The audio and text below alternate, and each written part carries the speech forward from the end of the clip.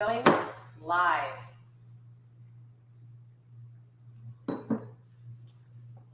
Well, ladies and gentlemen, welcome. Let me first introduce myself. I'm not the star today, obviously, Chris is, but my name is Jean Hoefliger. I was born and raised in the French-speaking part of Switzerland, and I ended up in the wine industry really out of mistakes and failure because I started in the law school in Switzerland and played a lot of cards and didn't really study law at all. And so I traveled the world, completed all the degrees, and decided to go back to winemaking fairly soon after because I wanted to really enjoy the creativity of wine. I'm here not to talk about myself because it's fairly boring, but I'm much more here to talk about the great guy that is with me today, Chris, and how did we meet actually, and I think that's really something that says a lot about the wine industry and wine in general, because wine is about an emotional response, and so is friendship, obviously.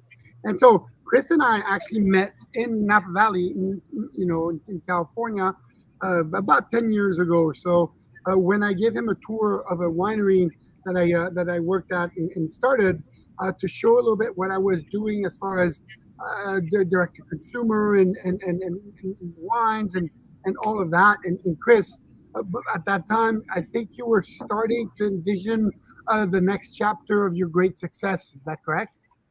It is, and I remember that day well. And I think you still have volume on, by the way.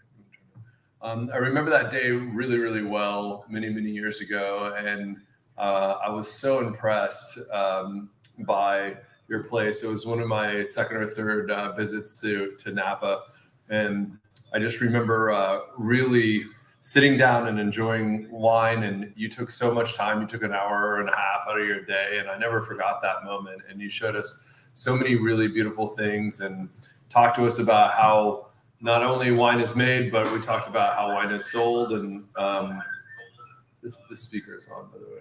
Thank you.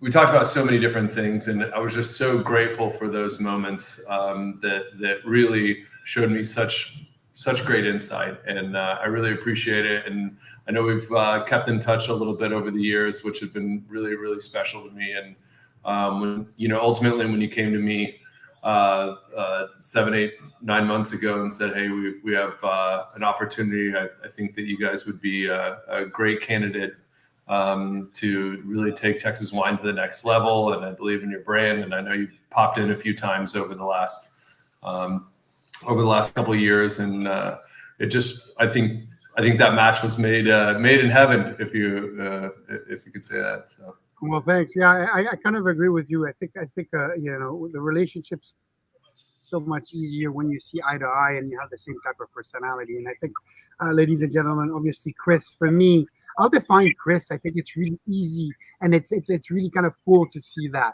Chris is not only a pioneer in his direction as far as the Texas wine industry, but also in the goals and standards he's setting for his company, for his team, for his wine. And look, every new thing when you're a pioneer takes longer to establish, but then you become known as the person that created something, that started something. And Chris, guys, really kind of was the first guy to really take Texas wine with Texas wine only in Texas grape into a whole different level of quality, of perception, of branding. And I think it's kind of interesting because, look, we all know how hard it is to start a business and to push a business. But when you have people like you, Chris, your team, putting together for decades now a business plan and a business plan that really pushes so hard, the field you're in this case, wine, to try to make a difference. I think it's pretty stunning, and honestly, Chris, that's why I kind of fell in love because you showed me even I actually visited your winery pre our working together again, because it is clearly known as one of the iconic place of the wine industry of Texas. Thanks, man. Thanks. Well, we set out 10 years ago, or excuse me, in 2008, Bill Blackman and I set out with two goals in mind, to share what these different areas of Texas taste like, and to also have an amazing place for people to work. And, a long time ago, whenever I first visited your winery, I saw that people were happy, and that you were creating an incredible environment and an inspiring work environment, and also you were pushing to be an iconic wine in Napa and like nothing less, right? And I think that you, among a few other people, really helped mentor and provide a great example. And when I started looking at different brands and different ways to do things, I saw like, how can we build an amazing company and also continue to grow and produce the best wine in the world? And how we do that is different than it is in Napa. It's different than it is in France. And although so many things are the same, there's so many things that are different because we're dealing with so much different elements. And as you've come to learn in your many travels to Texas now, it's all very interesting and all very different. And so many things are the same, because I really appreciate how you can take your world knowledge. I mean, you've made wine all over the world, and then come to Texas and you're like, whoa, didn't see that one coming, but okay, I think I've seen this, and I think I've seen something similar. And you guys had an interesting vintage in Napa too. So Yeah, we did. But before we go there, I really want to kind of bring something, because for me, it really relates to how this is working. And I think it's kind of a cool thing. Guys, before this call, Chris and I were talking, and Chris said, "Oh, I'm going to send you samples, because I told the team, make him work." And we started talking about different wines and checking wines and making sure that we taste it and retaste it and retaste 10, 15, 20 times the wine before it goes in the bottle. Well, only excellence come out of struggle and work. And I think at one point, if you doubt what you do and you have that mindset, you want to push constantly the limits to go higher.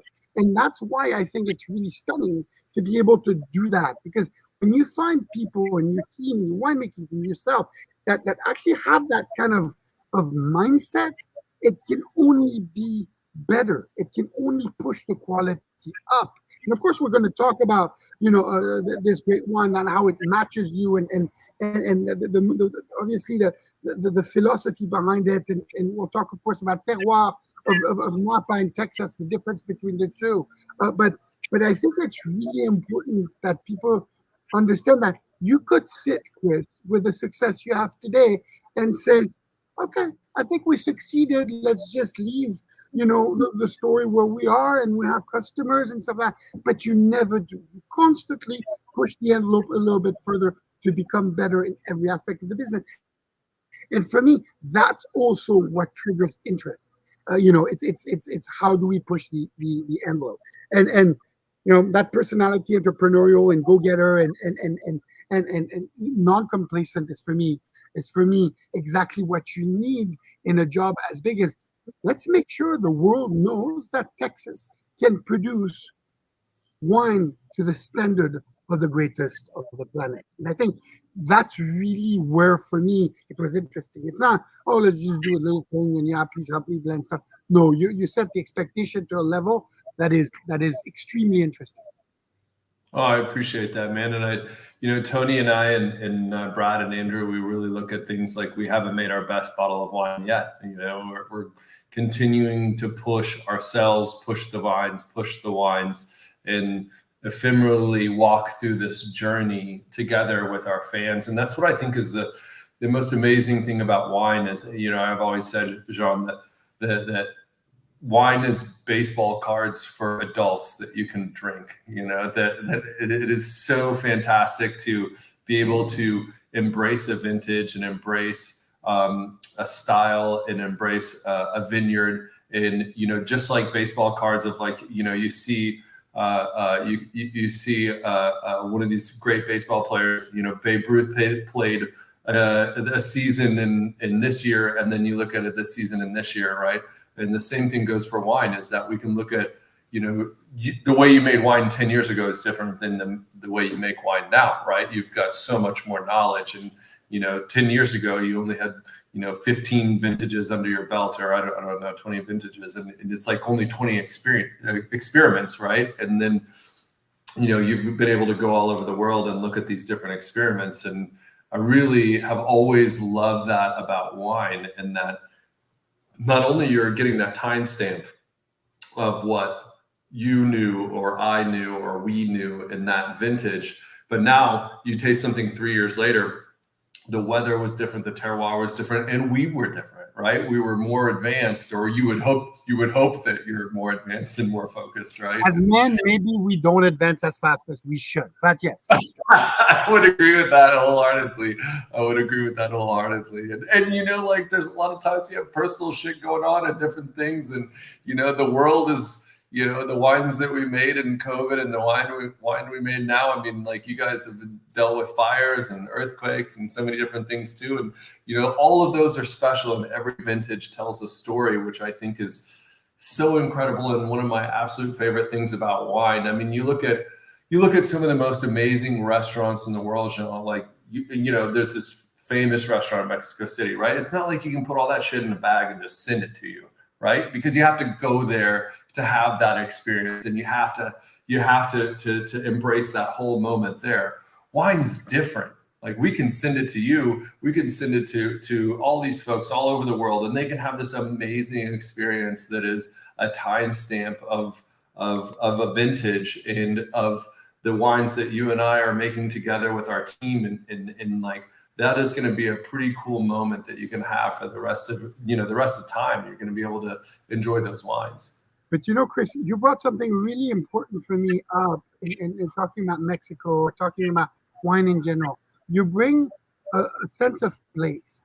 In the wine world, a lot of people assimilate that with terroir, right? The interaction of a plant, a soil, a climate, and of course the people farming them.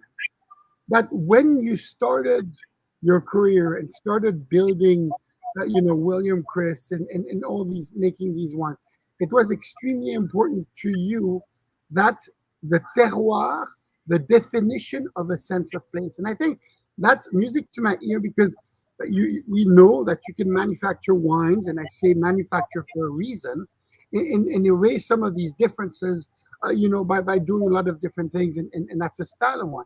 You always point and ensure that Texas is represented in the bottles of wine you create. Tell us a little bit about that. Well, I'll tell you, I get a couple of fans that come in, especially those snooty Napa wine drinkers every now and then. And I love it when somebody comes in and says, "Hey, this doesn't taste like Napa." And you're like, "No shit, it's not supposed to." Right? This is something totally different, right? We're making wines that are not in California style. They're not in French style. They're grown in Texas, and they should taste different. And I think that it is our duty to build and produce and grow and share these wines in our style. I mean, you've been on a crush pad, you've seen smoker rolling, and we're smoking a backstrap from venison or quail, or you've had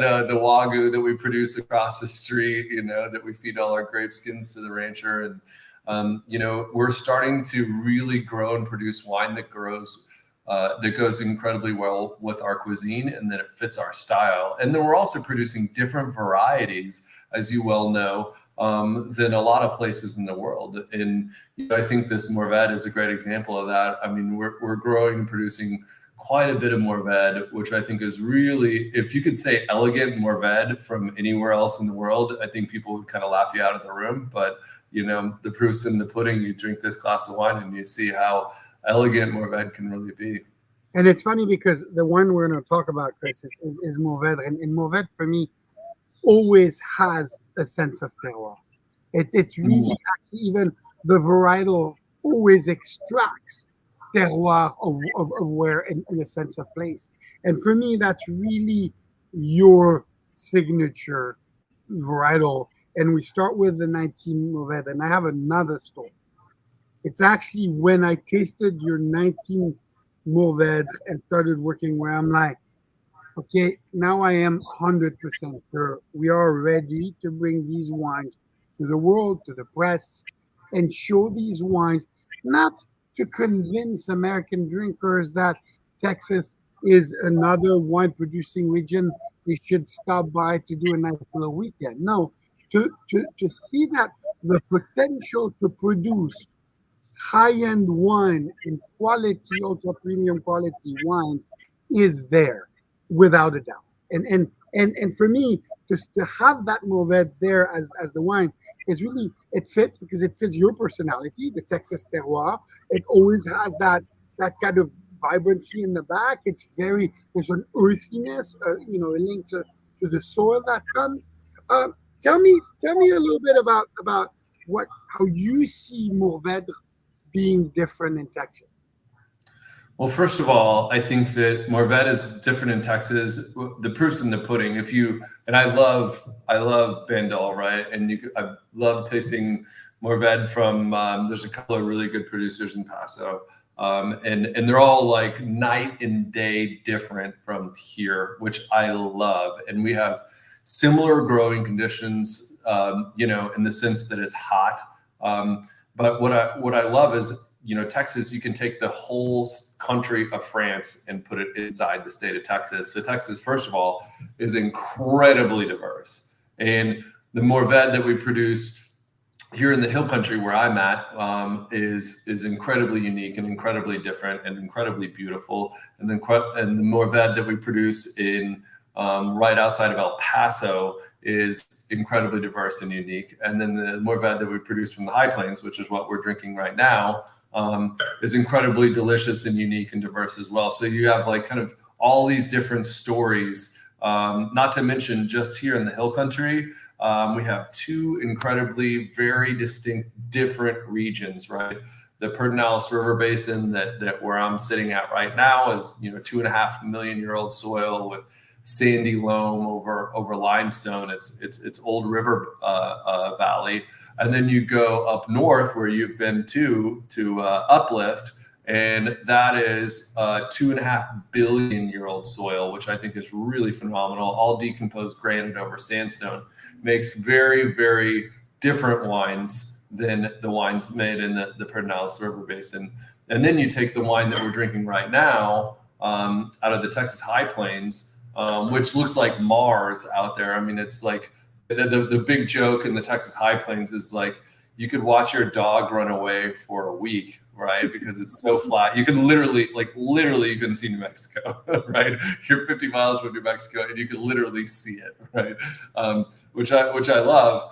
But the diversity in terroir there, even though it's old ancient seabed, the diversity in terroir is so different. You get 6 to 8 inches to 6 feet of Amarillo fine sandy loam that is incredibly rich and sandy, and then will blow away in an instant, and then all over limestone, or what we call a caliche in Texas. And those produce some soulful wines. It's also, should be mentioned, as flat as that is, Jean, that is some of the highest elevation growing in the world. We're at 3,300 to 3,600 feet of elevation. So we get a really great diurnal shift there as well. It almost, in this vintage, it almost got as hot as Napa. It was spicy this year. Yeah, sorry, it was spicy this year. But it's really a great place to grow grapes. And I love. I mean, I talked to my friends in France, and they're like, their harvest is in and out in 3 weeks or 2 weeks. Because they're just farming, and I say they're making wine, which I think is incredibly beautiful. Within their sector, right? And for better or for worse, we start harvest in the middle of July, and we still have another load to come in next week. So we get to have a lot of different looks at a lot of different areas. And me, Jean, that I'm super ADD and like bouncing around like somebody else I know, and which is why we keep ourselves incredibly busy. And I don't know, I love growing grapes in Texas, and I wouldn't have it any other way. And you see, what I see, there's a couple of things that I see in Texas also, Chris, is I really enjoy the fact that there's so much to be done because the will to create. So first, there's a culture, and I fell in love with the Texan culture in the sense that there's a real pride and sense of identity, and that carries into the wine. It carries into the pride that people have of producing a product that comes from the earth and putting it in a bottle and pour it. So I think it's really important because it gives the ability to people to really push hard into the effort in making wine, into the resources in making wine. And then, of course, there's the climate. And I think you and I need to talk a little bit about the differences between Texas and California for people to learn and a little bit about, of course, the 22 vintage. So I'm going to start with California, a little bit of the terroir.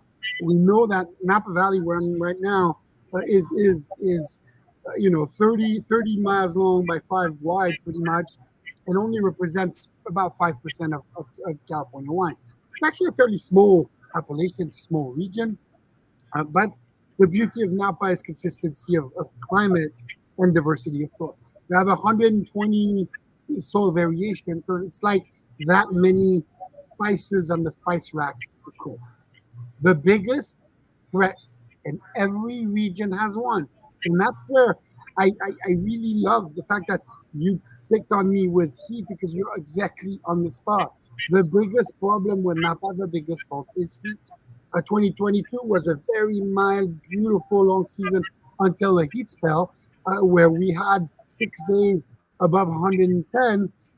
It's a good thing that we have now understood through technology how to handle that, how to feed the plant with water, with misters, with sprays, so the plant actually accepts that. But it's still extreme condition that pushes a lot of pressure on the winemakers and vineyard managers and so on and so on. And then we had a calming down of the weather, and then of course we had rain. And so which is kind of cool for us. Everybody thinks rain is bad. Actually, it's the opposite.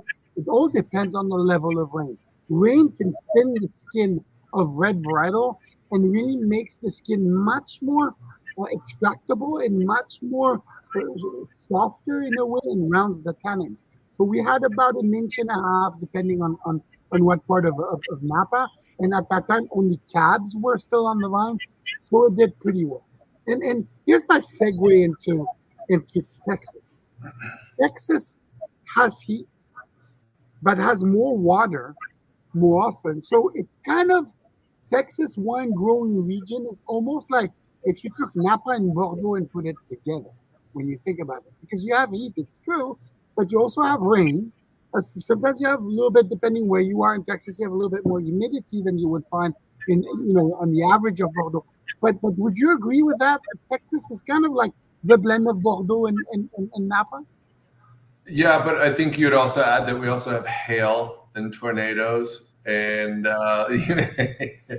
yeah, we keep it spicy, Sean. Like we have a continental climate, so and I think that I have so many different friends that have made wine over the years, and from California or West Coast that come to Texas, and they're like, man. I learned how to make wine in Texas, like because you're always thrown for a little bit of loop, and I think maybe Oregon may be an interesting example too of like just the shifts in vintages, right? That you have, and I think ultimately that is what I love. I love the challenge of like taking. We've got some. There's no recipe for what we do, right? So sometimes we like this year it was hot. We had a great hot, dry summer. A little bit of rain during harvest, which was almost welcomed because it was big rains, like inch and a half, but it was only in 1 or 2 days. And which we have very well drained soils in the high plains, so like we can take an inch rain, no problem. Which is welcomed. It's the 6 days of a little bit of rain that is a problem, but an inch and a half in 1 day, no, it actually fed the vines very, very well. We were happy to have it. But I love that spontaneity and that like there's no predictability. And the day that we get a rain, when we have trucks ready and the winery's ready and everything's going on, I literally sit down and I drink a beer from Texas and remind me where I live. because there's nothing you can do for the weather, right? There's nothing you can do. And I just sit and just pause for a moment. And, I'm sure you've been making wine for long enough to where, like, I used to get really upset and almost distraught about, weather, but it never made me better, right? Getting upset over the weather never like made me stronger. It never made me think better. It never like made better wine. It was useless. So now I'm just like, embrace it. I love everything that happens. And like, okay, where do we go? Do we need to, is this a wine that we're going to need to probably treat just a little bit different? Or is this a wine that we're going to have to, push for maximum extraction? Or is this wine that we're going to have to just get a little softer extraction, get it pressed off a little quicker, get it in barrel for a little less time, and make a fresher, more aromatic wine? And I think that you've seen our winemaking style, and that we're always creating tools for blending all the time. And we'll take a different one lot, and maybe pick it twice, and maybe break it up into 4 lots or 5 lots or 6 lots, which I think made you smile whenever you came into our cellar and we're like, we're maniacs, man. And you're like, oh, well, I could use this, and I could use this, and I could use this, which has been really fun. Yeah, but for me, you also brought up 2 things that for me are key for my love of wine. First, you said we can't fight the weather; it's part of the deal. And then second, you said, well, vintage difference. Yeah, but this is vintage difference, and the beauty of wine is not consistency, that the product tastes the same all the time. Our job is to, in a given condition, to create the best possible wine in a different environment given by nature. And I think it's really, for me, it's really kind of cool to have that, to be able to truly, have these differences. And you're talking hail, rain, heat here, or earthquakes or fire. That's what we're ultimately farmers, and the ability to maximize the potential of what nature gives you is also, I think, why we love what we do. So. Jean, and I would love to hear your opinion on this, because I definitely have one, but I also, it means I don't personally give a shit about awards and all that other great stuff. I hate, for me, yeah, it's great, but it doesn't hold a lot of water with me. What I love is that, and I believe in it, and I appreciate it, and it's one thing that keeps me going among a very short list. When fans have rolled with us through these amazing vintages, and they are able to put their trust in us and be able to bring out our bottles on Thanksgiving, on Christmas, on birthdays, or on Tuesday when you just had a great day, or on Thursday when you just had a shitty day. When you're able to say, hey, I want to bring your bottle of wine out and share these really important moments, that's what's really meaningful. And furthermore, when we're looking at, we invest, and I know you do too, we invest so much into our fans. We want to embrace them, teach them all about our wine, and teach them all about these differences. And frankly, if somebody is not willing to dive into these diverse vintages, which I think are so interesting, because we've made great wine and tough vintages, great wine and great vintages, and everything in between. And quite frankly, if we don't like something, we don't put our name on it and we sell it down the road, right? And I know you're very much of that same philosophy. But I love that we have built a fan base over the years that understands and appreciates the diversity in vintages. And frankly, I wouldn't have it any other way. Yeah, I agree with you, and it's a fine line, because people now expect us to make great wines independently of the vintage, but we should never fall into the trap of making a wine that resemble vintages. We need to make sure that we express the vintage really, really has to stay at level quality, as you say, where your fans and consumers can relate to the emotional response that they have on a wine. But it should never erase the vintages difference, because that's why you never get bored with wine, because it's so diverse and endless as far as possible. And I'm not asking for every one of our bottles of wine that every one of our fans is like, this is the best wine I've ever had, right? But they're getting a true expression of the vintage in a place. And then also, I think a lot about the moment in which you open that bottle of wine, right? Like you and I and these fans today, our fans today, are sharing this Morved from La Pradera, and we're sharing this moment. In a year, this moment will be different, right? Like this is a timestamp today, and there's only a few of us in the world. Cheers, that are drinking this wine today and sharing this moment. And in a year from now, and 2 years from now, and 5 years from now, this wine's going to be different. And I had, the moment has changed. it's funny because I had dinner with Charles Smith last night, and we talked exactly about that. The fact that this moment will never live again, and never, independently of what you can try and stuff like that. And wine has a sense of stopping time, at really fixing time and making people focus on the present and what they're doing.